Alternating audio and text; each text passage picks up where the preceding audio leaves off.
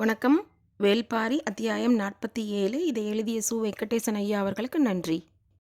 புதிய விற்பனைக்கு பெண் பார்க்கும் நிகழ்வு 2 ஆண்டுகளுக்கும் மேலாக நடந்தது. பாண்டிய நாட்டுக்கு இளவரசியாகவும் பின்னாளில் பேரரசியாகவும் முடிசூட்டப்படப் போகிறவளை தேர்வு செய்ய எத்தனையோ வழிமுறைகளும் விதிமுறைகளும் இருக்கின்றன. சேர சோழ பேரரசுகளிலிருந்து பெண்ணெடுக்கும் அளவிற்கு மூவருக்கும் இடையே இனிய உறவு இல்லை. அதே நேரம் சிற்றரசர்களிடமிருந்து பெண்ணெடுப்பது பேரரசுக்கு அழகன்று. முன்பு போல இருந்தாற்கூட அதனை சிலர் ஏற்பர். ஆனால் குலசேகர பாண்டியன் காலத்தில் பாண்டிய நாடு முதன்மை இடத்தை பெற்றுள்ளது. அந்த நிலை இத்திருமணத்திலும் எதிரொலிக்க வேண்டும் என பேரரசர் விரும்புகிறார். வெவ்வேறு நாட்டை சேர்ந்த இளவரசிகளை போய் பார்த்து திரும்பியது பாண்டிய நாட்டு குழு. அவர்கள் சொல்லும் ஆலோசனைகளை அரண்மனைவாசிகள் ஏற்க மறுத்தனர். செல்வ செழிப்பான நாட்டின் இளவரசியையும் பார்த்த கணமே ஆண்கள் மயங்கும் பேரழகிகளையும் அவர்கள் நிராகரிக்கத்தான் செய்தார்கள். எதனால் இப்படி செய்கிறார்கள் என்பது முதலில் விளங்காமல் இருந்தது. பின்னர்தான் செய்தி மெல்ல கசியத் தொடங்கியது. புதிய விற்பன் உயரத்தில் சற்றே குறைந்தவன்.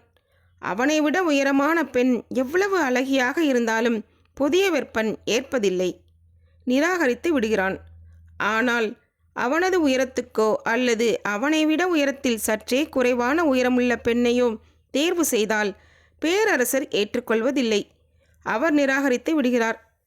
இளவரசர் நிராகரிக்க காரணம் இருப்பதைப் போல பேரரசர் நிராகரிப்பதற்கும் காரணம் இருக்கத்தான் செய்தது. வணிகம் தொடங்கி பாதுகாப்பு வரை ஒரு நாட்டில் அளவைகள் மிக முக்கியமானவைகளாக இருக்கின்றன. பேரரசின் நிர்வாகத்துக்கு மிக முக்கியமானவை கணக்குகளே. நிலவியல் சார்ந்த கணக்குகளுக்கு அடிப்படையாக நீட்டல் அளவைகள் இருக்கின்றன. நீட்டல் அளவையின் அடிப்படையாக கோல் அளவு இருக்கிறது. கோல் அளவினை கொண்ட குறிப்புகளே அரசின் கணக்குகளாக பாதுகாக்கப்படுகின்றன. ஒரு கோல் எவ்வளவு நீளமுடையதாக இருக்க வேண்டும் என்ற கேள்வி வந்த பொழுது நாட்டினை ஆளும் பேரரசின் கைமுள அளவே கோலின் அளவு என்று முடிவாகி உள்ளது. பல நாடுகளிலும் இதுவே வழக்கமாகவும் இருக்கிறது. பேரரசர் குலசேகர பாண்டியனை விட புதிய விற்பன் குள்ளமானவனாக இருப்பதால் கைமுள அளவும் குறைவானதாகவே இருக்கிறது. இது எதிர்காலத்தில் பல மாற்றங்களுக்கும் குழப்பங்களுக்கும் காரணமாக அமையப்போகிறது என்பதை அரண்மனையில் பலரும் பலகாலமாக இரகசிய குரலில் பேசிக்கொள்கின்றனர். இது அவ்வப்போது பேரரசரின் காதுக்கும் போய் சேர்கிறது. இந்நிலையில் பெண் பார்க்கும் பொழுது அவனது உயரத்துக்கு சற்றே மேலான பெண்ணாக இருந்தால் பிறக்கப் போகும் குழந்தை நல்ல உயரத்துடன் பிறக்க வாய்ப்பிருக்கிறது. இல்லையென்றால் குழந்தை இவனை விட குள்ளமாக பிறந்துவிடும். அது நாட்டின் எதிர்காலத்தில் குழப்பத்தை இன்னும் அதிகமாக்கும். எனவே உயரமான பெண்ணாக பார்க்க வேண்டும் என்பது பேரரசரின் உத்தரவு. இந்த உத்தரவு இளவரசருக்கு தெரிவிக்கப்படவில்லை. அவரோ தன்னை விட உயரமான பெண்ணை ஏற்றுக்கொள்ள மறுக்கிறார். இதனால் தேர்வு செய்யும் எந்த பெண்ணும் முடிவாகாமலே போகிறாள். தந்தையின் முடிவும் மகனின் முடிவும் இருவேறு விதமாக இருப்பதால் பெண் பார்க்கும் பணியில் ஈடுபட்டவர்கள் பெரும் குழப்பத்தில் சிக்கித் தவித்தனர். இந்நிலையில்தான் சூழ்கடல் முதுவனின் மகள் பொற்சுவையை நமது இளவரசருக்கு மணமுடித்தால் என்ன என்ற கேள்வி எழுந்தது. இதே கேள்வி சோழ நாட்டு அரண்மனையிலும் பேசப்படும் செய்தியும் வந்து சேர்ந்தது. சூழ்கடல் முதுவனின் செல்வ செழிப்பும் யவன அரசாட்சியுடனும் யவன வணிகர்களுடனும் அவருக்கு இருக்கும் தொடர்பும் சாத்துக்களின் தலைவன் என்ற பெரும் பதவியும் யாரையும் ஈர்க்கும் தன்மை கொண்டவை. எனவே இதில் நாம் முந்திக் கொள்ள வேண்டும் என்று பேரரசர் நினைத்தார். இளவரசன் புதிய விற்பனோ அப்பெண்ணை பற்றிய எந்த விபரத்தையும் கேட்கக்கூட ஆயத்தமாக இல்லை. வணிகமே அரசாட்சியின் அச்சாணியாக இருக்கிறது என்பதை நன்கு அறிந்தவனாக இருந்தான் அவன். சேர நாட்டினர் யவன வணிகத்தின் மூலமே உச்சத்தை அடைந்தனர் என்பதை யாவரும் அறிவர். எனவே அவன் உடனடியாக சம்மதித்தான். பாண்டிய நாட்டு சம்மதம் தெரிவிக்கப்பட்டவுடன் அடுத்த கட்ட பணிகள் தொடங்கின. சிறிது காலத்திலே பேரரசருக்கு மற்றொரு மகிழ்வான செய்தியும் வந்து சேர்ந்தது. அவர் எதிர்பார்த்தது போலவே புதிய விற்பனை விட பொற்சுவை சற்றே உயரமானவள் என்று. அவர் அன்று அடைந்த மகிழ்வுக்கு அளவில்லை. புதிய விற்பனுக்கு இப்பொழுது இதுவெல்லாம் ஒரு பொருட்டே அன்று.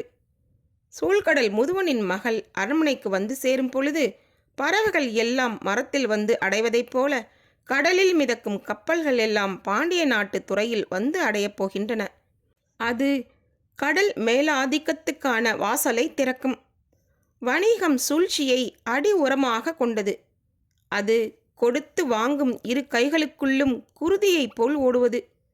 சாத்துக்களின் பெருந்தலைவன் பல நாடுகளின் அரசியல் அறிந்தவனாக இருப்பான். எந்த ஒரு நாட்டின் உள் விவகாரங்களையும் அவனால் எளிதில் அறிந்து சொல்ல முடியும். சாத்துக்கள் என்ற இவ்வமைப்பின் கீழுள்ள பெருவணிகர்கள் பலரும் சிற்றரசர்கள் பலருக்கு பெண் கொடுத்து பெண் எடுத்தவர்கள். அவ்வணிக கூட்டத்தின் தலைவனின் மகளை பெண் எடுப்பதன் மூலம் பாண்டிய நாட்டு எல்லைக்கு அப்பால் இருக்கும் பல அரசர்களினும் மேல்நிலையை இயல்பிலேயே பாண்டிய நாடு அடைந்து விடுகிறது. புதிய விற்பனின் எண்ண ஓட்டங்கள் மிக தீவிரமாக இருந்தன. அவ்வெண்ண ஓட்டங்களுக்கு இடையில் மணமகளின் உயரமோ அழகோ மட்டுமல்ல, மணமகள் என்ற பெண்ணே தெரியவில்லை. கொடுத்து வாங்கும் கைகளான குலசேகர பாண்டியனின் கையிலும் சூழ்கடல் முதுவனின் கையிலும் ஒரே இரத்தம்தான் ஓடிக்கொண்டிருந்தது. இருவரும் மிகுந்த மகிழ்வோடு மணமுடிப்புக்கு ஒப்புக்கொண்டு மணவிழாவுக்கான ஏற்பாடுகளை பற்றி பேசத் தொடங்கினர். இந்நிலையில்தான் சூழ்கடல் முதுவனின் செல்வ செழிப்பை பற்றிய பல்வேறு செய்திகள் பேரரசுக்கு தெரிய வந்தன. உலகின் பல தீவுகளில் கிடைக்கும் மிக உயர்ந்த மணிக்கற்கள் எண்ணற்றவை அவரிடம் உண்டு. அது மட்டுமல்ல, வணிகர்கள் பலரும் திருமண பரிசாக தர உள்ள பொருட்களை பற்றி பல்வேறு வகையான செய்திகள் வந்து சேர்ந்த வண்ணமே இருந்தன. ஒரு நாள் பேரரசர் இத்திருமணத்தை முன்னிட்டு சாத்துக்களின் தலைவன் என்ற முறையில் சூழ்கடல் முதுவனுக்கு நான் மிக உயர்ந்த பரிசு பொருள் ஒன்றினை தர விரும்புகிறேன் என்றார். அவையோர் அனைவரும் கட்டாயம் தர வேண்டும் பேரரசே என்றனர். என்ன தருவது? விலை உயர்ந்த முத்துக்கள் எண்ணற்றவை நம்மிடம் உண்டு. ஆனால் வணிகர் குல தலைவனுக்கு அவற்றை வழங்குதல் வியப்பை ஏற்படுத்தாது. வேறென்ன வழங்குவது? யவனம் மட்டுமன்று, உலகின் பல இடங்களில் செய்யப்பட்ட அழகு பொருட்களை பார்த்து மகிழ்ந்தவராகவே அவர் இருப்பார். அவரிடம் பாண்டிய நாட்டு அழகு பொருளை கொடுப்பதும் பொருட்டாக இருக்காது. வேறென்னதான் தருவது? அவையோர் சளைக்காமல் ஆலோசனை வழங்கினர். வணிகர்கள் மூலம் கொண்டு வரப்பட்ட பொருட்களை பற்றிய ஆலோசனைகளாகவே அவைகள் இருந்தன. எனவே எந்த பொருளை கொடுப்பது என்பது தெரியாமல் திகைத்தனர். வியப்பை ஏற்படுத்தக்கூடிய ஒரு பரிசு பொருள் பற்றிய ஆலோசனையை யாராலும் வழங்க முடியவில்லை. பேரரசருக்கு சோர்வே மிஞ்சியது. அவையின் நடவடிக்கையை நன்கு அறிந்தவர்கள் பேரரசின் சோர்வை எதிர்பார்த்து காத்திருப்பர். அந்நேரம்தான் அவர்கள் பேசத் தொடங்குவார்கள். சோர்வோடு இருக்கும் பேரரசர் அவர்கள் சொல்லும் கருத்தை இயல்பிலே பற்ற நினைப்பார் என்பது அவர்களது எண்ணம். ஆனால் அவர்கள் கூட இன்று எழுந்து பேசவில்லை. ஏனென்றால் எல்லா கருத்துக்களும் சொல்லப்பட்டாகிவிட்டது. இனி சொல்ல ஒன்றும் இல்லை என்ற நிலையில் தளபதி கருங்கைவாணன் எழுந்தான். யாரும் எதிர்பார்க்காமல் தான் இருந்தது. கருங்கைவாணன் முன்வந்தது. பேரரசரை வணங்கிவிட்டு சொன்னான். பேரரசர் அனுமதித்தால் சூழ்கடல் முதுவன் வியக்கும் பரிசு பொருள் பற்றி என்னால் கூற முடியும். என்ன அது? சூழ்கடல் முதுவன் தனக்காகவும் தனது குடும்பத்தினருக்காகவும் செய்துள்ள மிகச்சிறந்த கப்பல் ஒன்றுண்டு. அதன் பெயர் கடற்கோதை. அந்த கப்பலை கண்டு யவன அரச குடும்பமே வியந்ததாம். அதன் வேலைப்பாடுகள் அப்படி. கடற்கோதையை மற்ற எல்லா கப்பலையும் போல ஒவ்வொரு துறைமுகத்திலும் நிறுத்தி அடிமைகளை மாற்றி அல்லது ஓய்வெடுக்க வைத்து மீண்டும் கொண்டு செல்வது அவருக்கு பிடிக்கவில்லை. தொலைதூரம் வரை கப்பலை நிறுத்தாமல் கொண்டு செல்லும் ஆற்றல் கொண்ட அடிமைகள் யவனர்களிடமே உண்டு. சிறை பிடிக்கப்பட்ட கருங்கொள்ளையர்களையே அவர்கள் கப்பல் அடிமைகளாக பயன்படுத்துகின்றனர். அவ்வடிமைகளின் தோள்கள் சோர்வின்றி நெடுந்தொலைவுக்கு கப்பலை கொண்டு சேர்க்கும். எனவே யவனர்களிடம் எவ்விலையும் கொடுக்கிறேன். அவ்வகை அடிமைகளை எனக்கு தாருங்கள் என கேட்டுள்ளார். அவரின் வேண்டுதலை மறுக்கவில்லை. ஆனால் இன்னும் கொடுக்கவில்லை என்று சொல்லி நிறுத்தினான் கருங்கைவாணன். பேரரசர் உள்ளிட்ட அவையோர் அனைவரும் கருங்கைவாணன் அடுத்து சொல்லப்போவதை உற்று கவனித்தனர். கருங்கொள்ளையர்களுக்கு இணையான திரள் தோளும் பேருடல் வலிமையும் கொண்டவர்கள் இம்மண்ணிலும் உண்டு. எல்லோரும் வாய் பிளந்து கேட்டனர். யார் அவர்கள் என்று பேரரசர் கேட்கும்படி எண்ணத்தை தூண்டி, ஆனால் அவர் கேட்பதற்கு முன் பணிந்து சொல்வது அரசவை வித்தைகளில் ஒன்று. கருங்கைவாணன் பணிந்து சொன்னான். திரையர் கூட்டம் ஒன்றிருக்கிறது. மேற்கு மலையின் ஆதி பழங்குடி கூட்டம். அவர்களை வென்று அடிமைகளாக்கினால் சூழ்கடல் முதுவனை வியப்பிலே திகைக்க செய்யும் பரிசு பொருளை வழங்கலாம். குலசேகர பாண்டியனின் முகத்தில் மகிழ்வு பூத்தது. அரசவை வித்தைகளில் நம் எல்லோரையும் விஞ்சிக் கொண்டிருக்கின்றான் கருங்கைவாணன் என்ற பேச்சு அவையில் கேட்டுக்கொண்டிருந்த பொழுது சிலரின் மனதில் மட்டும் எண்ணங்கள் வேறு விதமாக இருந்தன. கருங்கைவாணன் வலிய போய் தலையை கொடுத்து விட்டான். திரையர்கள் உள்காடுகளில் இருக்கும் மாவீரர்கள். அம்மலையடிவாரத்தில் இருக்கும் சோழன் பெரும்படை திரட்டி மாதக்கணக்கில் போரிட்டு அவர்களை வெல்ல முடியாமல் திரும்பிவிட்டான். நாம் மிக தொலைவில் இருப்பவர்கள். இங்கிருந்து படை திரட்டி போய் அவர்களை வெல்வதெல்லாம் ஒருபோதும் நிகழாத செயல்.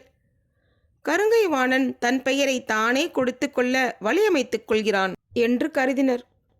கருங்கைவாணனை நன்கு அறிந்த சிலர்தான் உண்மையான காரணத்தை சிந்திக்க முடிந்தது. போரினை அரச கடமையாக நினைப்பவன் அல்ல கருங்கைவாணன். அவனுக்கு அதுதான் செயல், சிந்தனை, வாழ்வு எல்லாம். போரின் அனைத்து முகத்தையும் அறியும் அவனது ஆவல் ஒருபோதும் குறைந்ததில்லை. தனது வீரர்களுக்கு எதிரியை வைத்து போரினை பயிற்றுவிக்கும் வேலையை ஒவ்வொரு போர்க்களத்திலும் செய்பவன். மிக சிறந்த எதிரிகளை தேடி களம் அமைத்து கொண்டே இருப்பவன். திரையர்களின் வீரம் பற்றி எண்ணற்ற கதைகளை கேட்டு வளர்ந்தவன்தான் கருங்கைவாணன். இன்று உலகம் போற்றும் பாண்டி நாட்டு தளபதி. ஆனாலும் கதைகள் உருவாக்கி வைத்திருக்கும் பகை ஒருபோதும் அழியாது. பகை மட்டுமே வீரத்தின் விசையை கூட்டவல்லது. பகையின்றி ஒருவன் வீரனாக உயிர் வாழ்ந்துவிட முடிவதில்லை. கருங்கைவாணன் எல்லா போரிலும் வெற்றியை தழுவினான். ஒரு நிலைக்கு பின் வெற்றி ஏற்படுத்தும் சுவை பழக்கப்பட்டதாக மாறிவிடுகிறது. அது இன்னொரு செய்தியாக தன்னைத்தானே கீழிறக்கிக் கொள்கிறது. பழக்கப்பட்டதை மீறி புதிய சுவைக்கான விருப்பத்துடனே போர்க்களத்தில் அலைந்து திரிபவன் கருங்கைவாணன். அவனது மனதில் சிறு குழந்தையாக இருந்த பொழுது விதைக்கப்பட்ட ஆதி விதையாக திரையர்களின் வீரம் இருந்தது. அவர்களை வெல்லும் அவனது ஆவேசம் பெருகிக் கொண்டே தான் இருந்தது. ஆனால் எந்த ஒரு அரசும் விலையில்லா இழப்பை தளபதியின் விருப்பத்தின் பொருட்டு சந்திப்பதில்லை. அதுவும் குலசேகர பாண்டியன் போன்றதோர் அறிவு கூர்மையுள்ள பேரரசனிடம் எளிதில் ஒப்புதலை பெற்றுவிட முடியாது. ஏனென்றால் எவ்வித நிலவியல் தொடர்பும் அரசியல் தொடர்பும் இல்லாத காட்டு பகுதிக்குள் திரையர்கள் இருக்கிறார்கள். காத்திருந்த கருங்கைவாணன் சரியான வாய்ப்பை பயன்படுத்தினான். சூழ்கடல் முதுவனின் பொருட்டு பாண்டிய படையின் பெரும் அணிவகுப்பு வடதிசை நோக்கி நகரத் தொடங்கியது. கதையும் பகையும் வனம் நோக்கி நகர்ந்தன. பெரும் யானை படையோடு புறப்பட்டு போனான் கருங்கைவாணன். திரையர்களை போரிட்டு வீழ்த்துவது எளிதான காரியம் அல்ல. அவர்களிடம் போரிட்டு சோழன் தோல்வியை தழுவினான் என்பது அனைவருக்கும் தெரியும். ஆனால் அப்போரின் மூலம் கற்றவைகளே மிக முக்கியமானவை. திரையர்கள் எண்ணிக்கையில் மிக குறைந்த கூட்டம். அவர்களை நேர்போரில் தோற்கடிக்க முடியாது. அப்போரில் பங்கெடுத்த இரண்டாம் நிலை தளபதியான திதியனை விலைக்கு வாங்கினான் கருங்கைவாணன். அவனிடமிருந்து பல செய்திகள் கிடைத்தன. சோழர் படை போரிலே தோற்றது. ஆனால் திரையர்களின் எண்ணிக்கையில் சரிபாதியை அது அளித்தது. எனவே மிக விரைவாக இன்னொரு தாக்குதலுக்கு திட்டமிடுவோம் என்று அவன் மன்னனுக்கு தெரிவித்துள்ளான். சோழ மன்னன் செங்கன சோழனோ அதனை ஏற்கவில்லை. திரையர்களை வீழ்த்த முனைவது வீண்வேலை என்று மறுத்துவிட்டான். திதியன் வழங்கிய ஆலோசனையின் படிதான் கருங்கைவாணன் படை நடத்தி செல்கிறான். கார்காலத்தின் முன்மலை கொட்டத் தொடங்கியது. திரையர்கள் வசிக்கும் மலைப்பகுதியில் மலையின் கால அளவு சற்று முன்னதாகவே வேகம் கொள்வதாக இருந்தது. அதனை கணித்துதான் திதியன் கூட்டி சென்றான். ஆற்று வழி பாதையில் கவச வீரர்கள் அணிவகுக்க யானைப்படை மேலேறி சென்றது. சரிபாதி தொலைவு ஆற்று வழி பாதையில் மேலேறி சென்றதும் அடைமலை தொடங்கியது. அதற்காகத்தான் திதியன் காத்திருந்தான். அடைமலை தொடங்கியவுடன் ஆற்று வழியில் இருந்து கரையேறினான். எந்த கணமும் வெள்ளம் பெருகி வரலாம் என்பது மட்டுமல்ல காரணம். அடைமழையின் பொழுது யானை படையை காடறுத்து வேகமாக உள்ளே கொண்டு செல்ல முடியும். மலை ஓசைக்குள் இச்செயலின் தன்மை வெளியே தெரியாது. திதியன் கணித்ததைப் போலவே அடைமழை காடு கரைவதைப் போல கொட்டியது. முதல் நாளினை விட 2ஆம் நாளும் 2ஆம் நாளினை விட 3ஆம் நாளும் அதன் தன்மை அதிகரிக்கவே செய்தது. அடைமழையின் தன்மை மிக கடினமாக இருந்ததால் திரையர்கள் குடில் விட்டு வெளிவராமலே இருந்தனர். சிலர் மலை குகைக்குள் அடைந்து கிடந்தனர். கவச வீரர்களை கொண்ட கருங்கை வாணனின் யானை படையை திரையர்களின் குடிக்கு கொண்டு வந்து சேர்த்தான் திதியன்.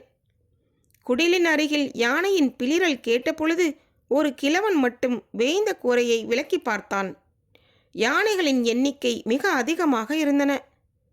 கொட்டும் மலையின் சத்தத்தோடு காற்றும் சேர்ந்து கொண்டது. பயிற்சி பெற்ற யானைகள் அவ்வெளிய குடிலை சுழற்றி எறிந்தன.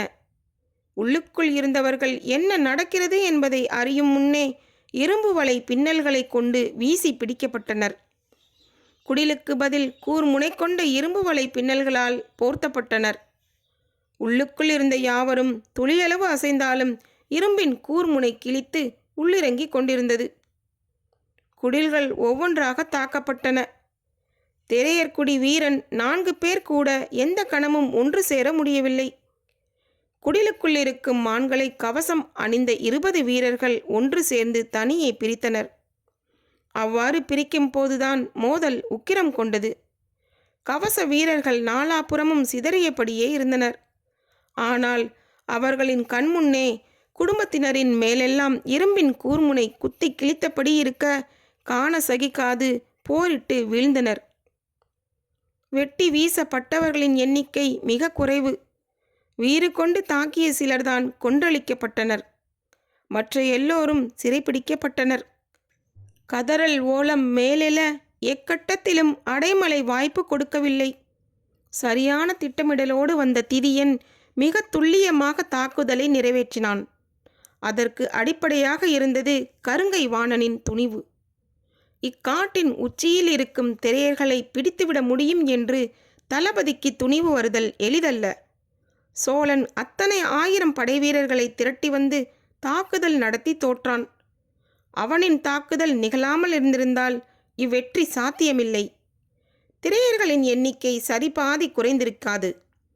அவர்களின் இருப்பிடம், வழித்தடம் பற்றிய செய்திகள் எவையும் கிடைத்திருக்காது. சோழனின் படையெடுப்பே இவ்வெற்றிக்கு காரணம்.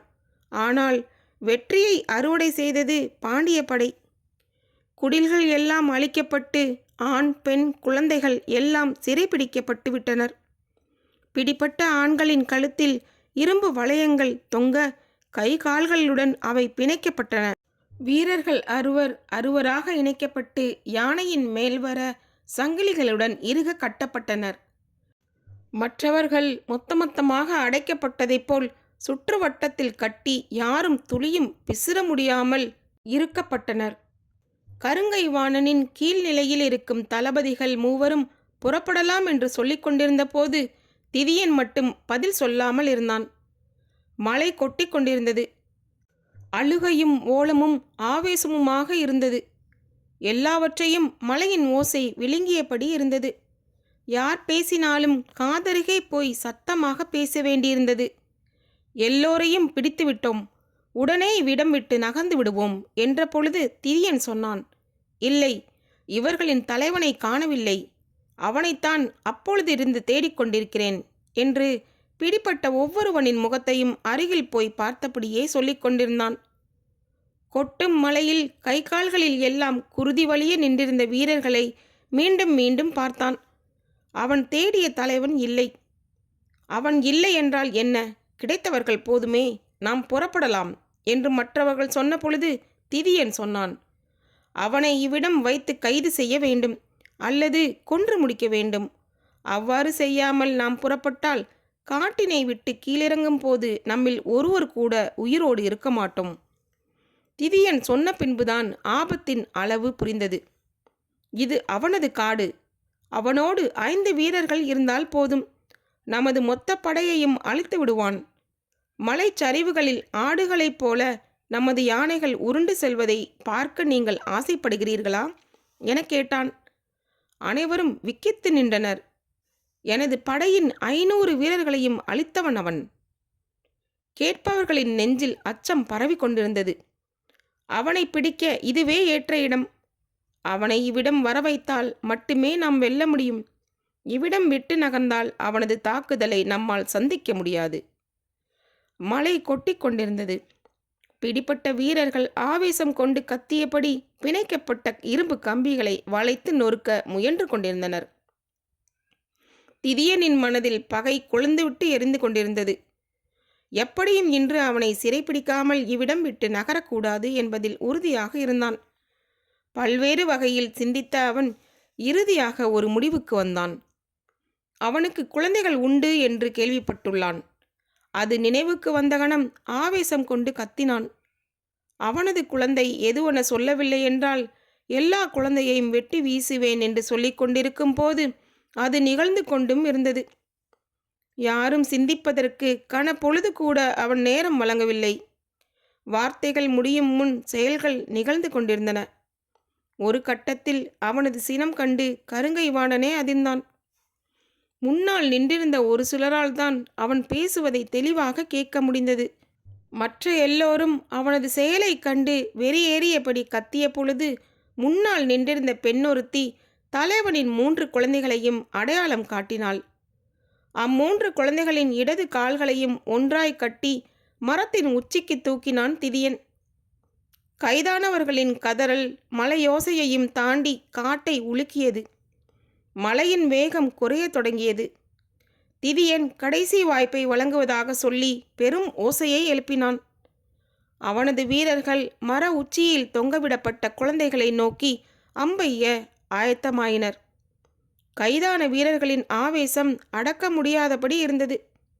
யானையோடு கட்டப்பட்ட அறுவரும் இழுத்து நகர்த்திய பொழுது நிலை கொள்ள முடியாத யானைகள் பிளிரத் தொடங்கின. அவற்றின் கால்கள் நீரோடும் ஈரமண்ணில் வழுக்க ஆரம்பித்தன. முன்புற யானைகள் நிலை கொள்ள திணறிய பொழுது பின்புற யானையொன்று சரிந்து உட்கார்ந்தது. திரையர்கள் யானையை நகர்த்தும் ஆவேசம் கண்டு பாண்டிய படை உரைநிலை கொண்டது. நிலைமை கட்டுக்கடங்காமல் போய்கொண்டிருந்தது.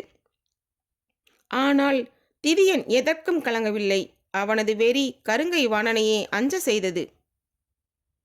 திதியனோ கருங்கை வாணன் உள்ளிட்ட யார் முகத்தையும் பார்க்கவில்லை. யார் உத்தரவையும் கேட்கும் நிலையிலும் இல்லை. இந்த கணத்தை இழந்துவிடக்கூடாது என்பதில் உறுதியாக இருந்தான். வில்லேந்திய வீரன் ஒருவனை மட்டும் தனியாக நிறுத்தி ஆயத்தமாக சொன்னான். கயிற்றில் கட்டி தொங்கிக் கொண்டிருந்த மூவரில் ஒருவனை நோக்கி அவன் குறிப்பார்த்தான். அதனை கவனித்த திதியன் ஆவேசம் கொண்டு அவனது முகத்தில் தாக்க முற்பட்டான். நான் ஒரு குழந்தைக்கு குறிவைக்க சொல்லவில்லை. கட்டி தொங்கவிடப்பட்டிருக்கும் கயிற்றுக்கு குறிவை. உனது ஒற்றை அம்பு அக்கயிற்றை அறுத்து செல்ல வேண்டும். மூவரும் கீழே விழுந்து சிதறி சாக வேண்டும். பதறிய கவச வீரன் அம்பின் நுனியை சற்றே மேலே உயர்த்தி ஆடியபடி இருக்கும் கயிற்றுக்கு குறிப்பார்த்தான். பெண்கள் கதறி துடித்தனர். அடுத்து நிகழப்போவதை எண்ணுவதற்குள் நிகழ்த்தி முடிப்பான் என்பதை அவர்கள் அறிந்ததால் விபரீதத்தால் உயிர் கலங்கினர். அப்பொழுது என்ன ஓசை கேட்டதென கருங்கை வாணனுக்கோ திதியனுக்கோ புரியவில்லை. ஆனால் கதறும் பெண்கள் தங்களின் அழுகையை நிறுத்தினர். யானையை இழுத்தி நகர்த்தி கொண்டிருந்த திரையர்குல ஆண்கள் தங்களின் ஆவேசம் அடக்கினர். கன நேரத்தில் முழு ஓசையும் அடங்கியது. கயிற்றில் தொங்கும் 3 சிறுவர்களின் ஓசை மட்டுமே கேட்டது. அம்பினை இழுத்தபடி நின்ற கவச வீரன் அப்படியே நிறுத்தினான். திதியனும் கருங்கை வாணனும் உற்று பார்த்து கொண்டிருந்தனர். எங்கிருந்து என்ன குறிப்பு வந்தது என்பது தெரியாமல் விழித்தனர். ஆனாலும் திதியன் தினவோடு நின்றான். தனது குலமே சிறைப்பட்டு நிற்கும் கொடுமையை காண சகிக்காது கையேறு நிலையில் வேறு வழியே இன்றி புதர் விலக்கி வெளிவந்தான் திரையர் குலத் தலைவன் காலம்பன். பரம்பின் குரல் ஒலிக்கும்.